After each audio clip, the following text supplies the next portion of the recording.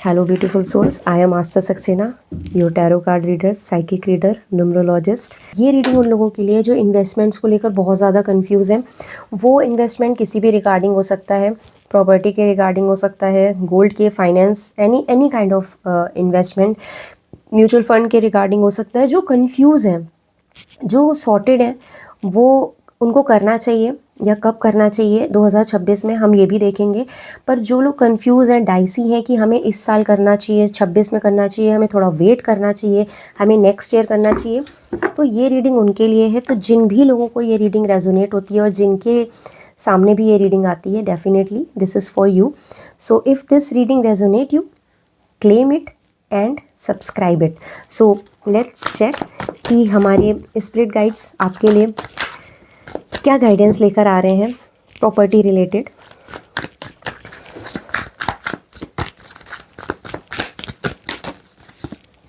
Okay, सो आप काफ़ी time से प्रॉपर्टी के इन्वेस्टमेंट को लेकर या किसी तरीके के कुछ इन्वेस्टमेंट्स को लेकर बहुत ज़्यादा सोच रहे हैं, बहुत कंफ्यूज हैं।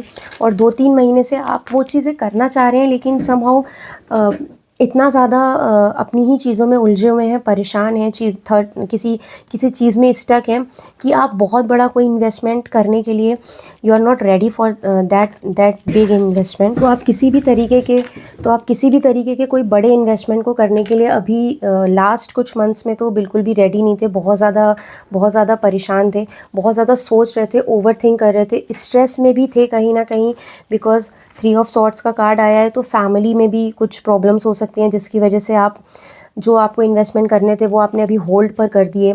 हेल्थ इश्यूज़ भी हो सकते हैं अराउंड मार्च या लास्ट 3 मंथ्स के अंदर, जिसकी वजह से आपका ऑलरेडी बहुत ज़्यादा फाइनेंशियली लॉस हो गया है।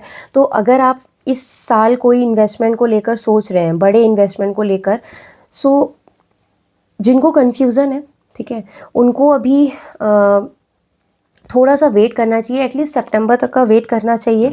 एंड अगर वो करना चाहते हैं तो सितंबर के बाद कर सकते हैं। एंड जो लोग सॉर्टेड हैं कि उन्हें करना ही है, ठीक है, बट उन्हें इसी साल करना है and they are sure about that कि हमें 2026 में ही अपने पैसे को इन्वेस्ट करना है। वो म्यूचुअल्स में भी हो सकता है, गोल्ड में भी, सिल्वर में भी, एंड प्रॉपर्टी खरीदने बेचने में, किसी भी तरीके से अगर वो चाह रहे हैं या उनको कुछ पैसा मिलने वाला है प्रॉपर्टी बेच के, तो उनको या तो वो चीज़ जुलाई में करनी चाहिए या उनको वो चीज़ अक्टूबर में करनी चाहिए।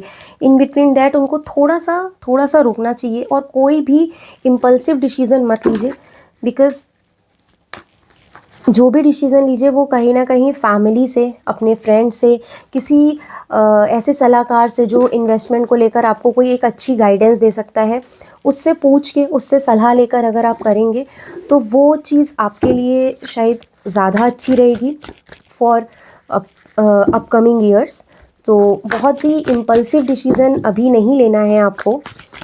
एंड अगर कोई अपनी प्रॉपर्टी बेचना चाह रहा है, मेरे को पता नहीं, ऐसा लग रहा है कि कोई अपनी प्रॉपर्टी बेचना चाह रहा है बहुत टाइम से, last year around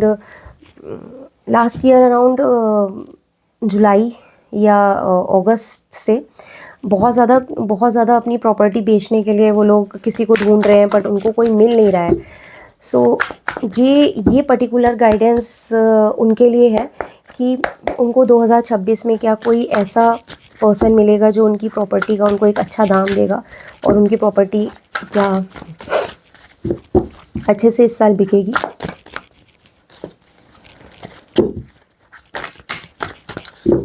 yes, definitely अगर आप थोड़ा सा वेट करिए तो कहीं ना कहीं आपको जून से सितंबर के बीच में आपकी प्रॉपर्टी सेल आउट हो जाएगी।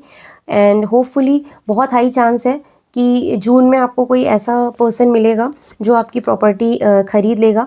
एंड ऑल्दो आप काफ़ी टाइम से स्टक थे, शायद कोई एंसेस्ट्रल प्रॉपर्टी है, पुरानी है, और तब भी आपको लगता है कि मुझे इसकी जो कीमत है वो अच्छी मिलनी चाहिए, तो आपको थोड़ा सा वेट करना है। मई से जून के बीच में आपको कोई ना कोई पर्सन ऐसा मिलेगा एंड वो जो रजिस्ट्री है वो आपकी सितंबर तक डन हो जाएगी।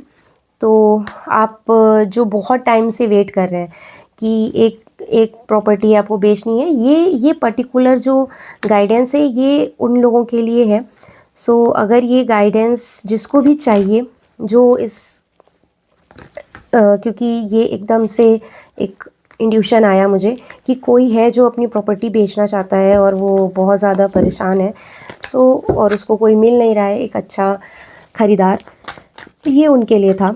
एंड अब हम देखते हैं कि जो बाकी के लोग हैं जो थोड़ा सा कंफ्यूज हैं इस साल अपनी इन्वेस्टमेंट्स को लेकर, उनको क्या करना चाहिए? इस साल अपना इन्वेस्टमेंट करना चाहिए या अभी होल्ड कर देना चाहिए?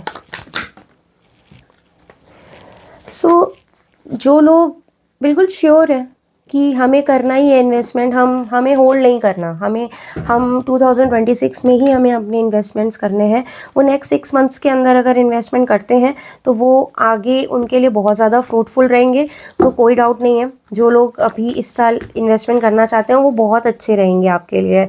आप मोस्टली मुझे लग रहा है कि कोई ज़मीन ही खरीदोगे या कोई फ्लैट या कोई घर, किसी तरीके का इस तरीके की बड़े इन्वेस्टमेंट्स दिख रहे हैं, और या कोई बड़ा गोल्ड इन्वेस्टमेंट भी आप कर सकते हो, या कहीं पर कुछ बड़ा कुछ गोल्ड इन्वेस्टमेंट भी दिख रहा है।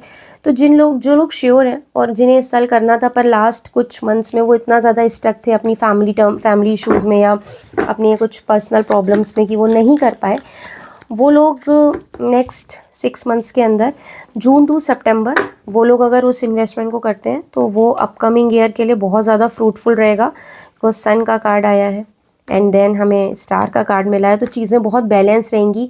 आप बहुत ही सोच समझ के बहुत प्लान्ड हो उस इन्वेस्टमेंट को लेकर, आपने बहुत टाइम से उसको सोचा है, आपने बहुत ज़्यादा एनालाइज़ किया है, आप बहुत सोच समझ के उसको कर रहे हो, कोई भी इम्पल्सिव डिसीजन नहीं है आपका। But those who are confuse about that investments, उनके लिए हम देखते हैं कि क्या करना चाहिए उन्हें, थोड़ा सा होल्ड करें या क्या करें। So those who are confuse, spirit guides आप उनके लिए क्या गाइडेंस देते हैं?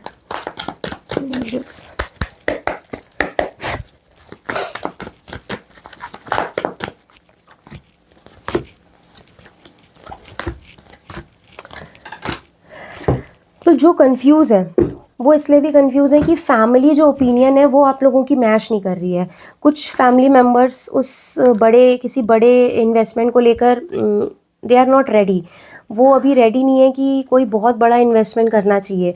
सो फैमिली में जो कॉन्ट्रडिक्शंस आ रहे हैं, जो फैमिली में कॉन्फ्लिक्ट्स आ रहे हैं ड्यू टू दैट थिंग, उस चीज़ को लेकर आपको बैठ के किसी बड़े बुज़ुर्ग से, किसी ऐसे पर्सन से जो इन्वेस्टमेंट्स के बारे में एक अच्छी नॉलेज रखता है कि आपको कहाँ पर अपना कितना पैसा इन्वेस्ट करना चाहिए, आपको कौन सी प्रॉपर्टी में किस जगह पर कहाँ पर इन्वेस्ट करना चाहिए, उस तरीके का जो नॉलेज रखता है, आपको उनसे एक बार जाकर सलाह लेनी चाहिए। और आप ये काम मई या जून के अंदर करेंगे, एंड अगर आप ये करते हैं तो आपके लिए वो ज़्यादा अच्छा होगा कि अगर आप किसी से सलाह लेकर अपना पैसा इन्वेस्ट करें। और फैमिली में जो कॉन्ट्रडिक्शंस आ रहे हैं, जो कॉन्फ्लिक्ट्स आ रहे हैं ड्यू टू दैट थिंग, उसको मुझे लगता है कि उसको आपको बहुत ही प्यार से हैंडल करना चाहिए, बिकॉज़ वो चीज़ें बहुत ज़्यादा प्रॉब्लम क्रिएट करेंगी आगे चल के। तो फैमिली के अगेंस्ट जाके कोई भी ऐसा काम मत करिए, फैमिली को डोमिनेट करके कोई भी ऐसा काम मत करिए। मैजिशियन का कार्ड है टावर के साथ, तो कोई टावर एनर्जी आ सकती है, फैमिली में बहुत ज़्यादा इश्यूज़, बहुत ज़्यादा फाइट्स, बहुत आर्ग्यूमेंट हो सकते हैं एक इन्वेस्टमेंट को लेकर। सो आप अगर एक मत होके कोई काम करते हैं, अपनी फैमिली की ओपिनियन लेके काम करते हैं, तो बेटर है, क्योंकि फैमिली लेकर चलना एक अच्छा डिसीज़न होता है। सो अगर आप थोड़ा सा होल्ड करते हैं और किसी से पूछ के अपने इन्वेस्टमेंट को करते हैं तो वो आगे के लिए आपके लिए अच्छा रहेगा। अगर आप इस साल कोई बहुत बड़ा इन्वेस्टमेंट करने से रुक रहे हैं, ऑल्दो आप बहुत ज़्यादा रिजिड हैं, आपने जो डिसीज़न ले लिया उसको कभी कभी आप नहीं भी चेंज करते हैं, पर दिस टाइम आप थोड़ा सा अपनी फैमिली की सुनोगे और किसी से गाइडेंस भी लोगे, किसी बड़े बुज़ुर्ग की भी सुनोगे, और तब आप इन्वेस्ट करोगे अपना पैसा, अभी नहीं करोगे।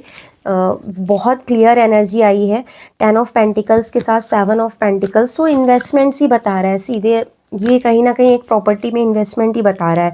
तो आप नेक्स्ट ईयर भी उसको कर सकते हो, ऐसा नहीं है। और अगर आप नेक्स्ट ईयर करते हो तो इस साल अगर आप रुकते हो दिसंबर तक और अगर आप उसको नेक्स्ट ईयर करते हो तो मैं देखती हूँ कि वो आपके लिए तब कैसा रहेगा। अगर आप इसको 2026 में कोई भी एक बड़ा इन्वेस्टमेंट पोस्टपोन करते हैं एंड आप नेक्स्ट ईयर अगर उसको 2027 में करते हैं तो वो आपके लिए कैसा रहने वाला है, हम ये देखते हैं।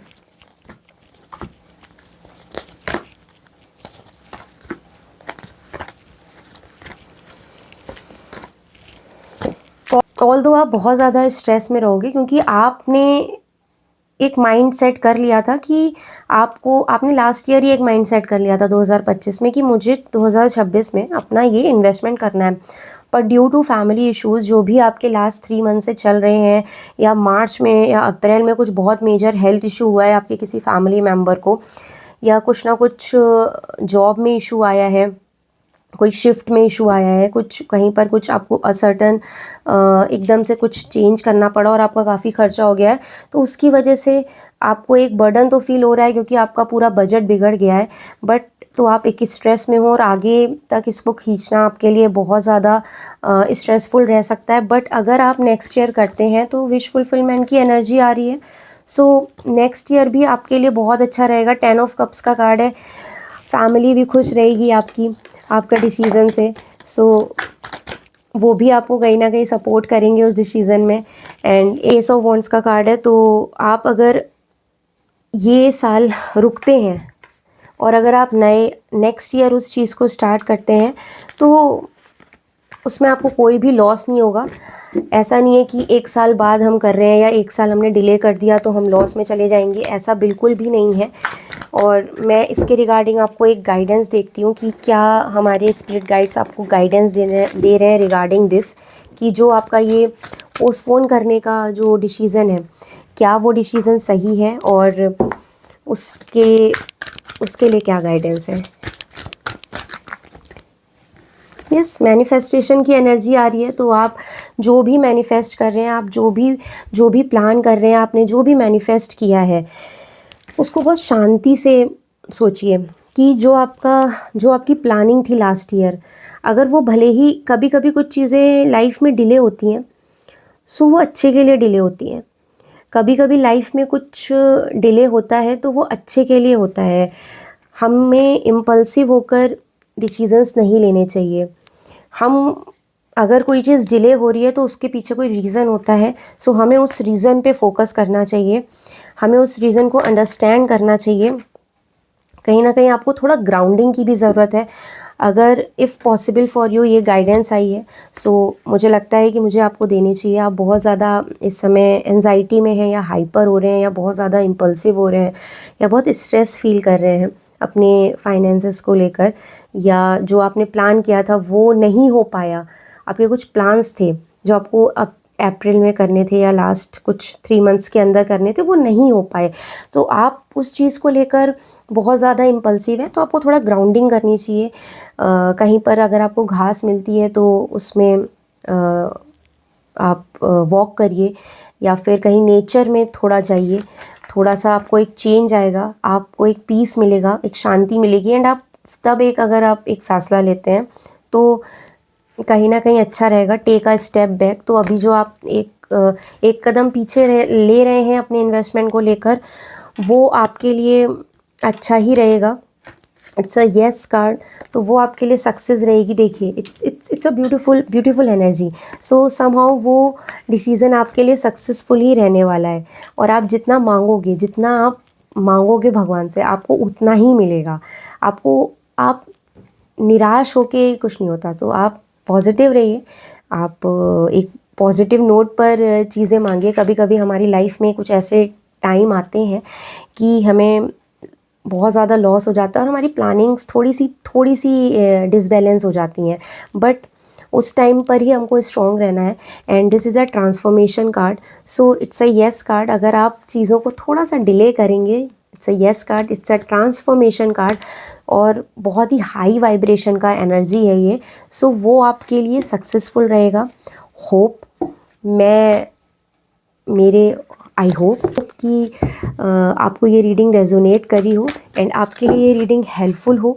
अगर तो अगर ये रीडिंग आपसे रेजोनेट कर रही है और ये रीडिंग अगर आपके सामने आई है, सो claim it, subscribe it, and thank you so much for watching this video.